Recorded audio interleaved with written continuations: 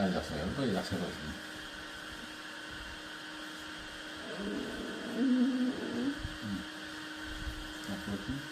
Azmi yaxshi bo'ldi, baholasi.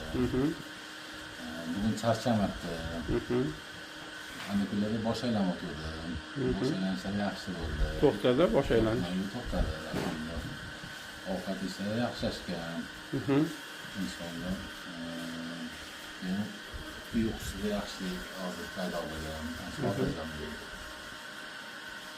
Sekin masala qo'shilib boradi. Shu birinchi kun kelganingizda bo'yinlarni boshlarini ushlab turuvdingiz-da? Ha, boshini ushlab turdim.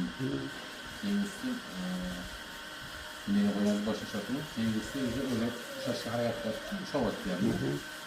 Shunday qilsa, ta'siri bor, effekt bor. Pastga tushirib yana o'zlari ko'taryaptilar. O'zi ko'taryapti. Ketgan mashqlarni qilyaptilar. Chap-chamonga. Chap-chamonga qarab mashq qilyapti.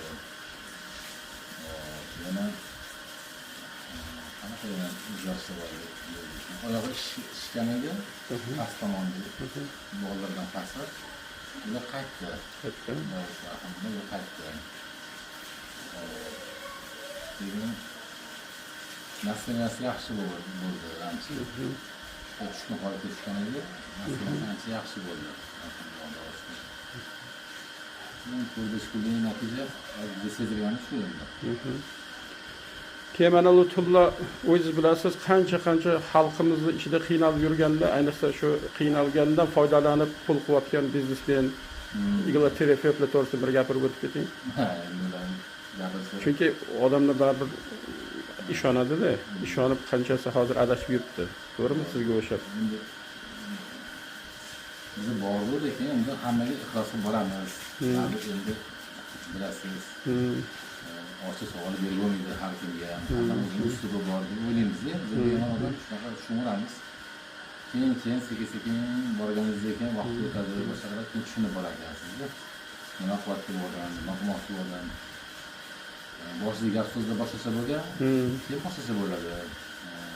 Unda so'nggi 5 kunda biror 5 marta kelasizlar degan bizga.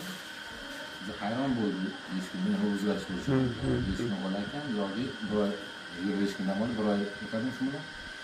Keyin oldingi yana shunaqa boshlanadi. Har bir oyda 5 marta lechina ular ekan bizdan. Shu faqat keyin o'zlarining gapi bo'yicha to'g'ri shu biznes ekan. Eng achinarlisi ichkari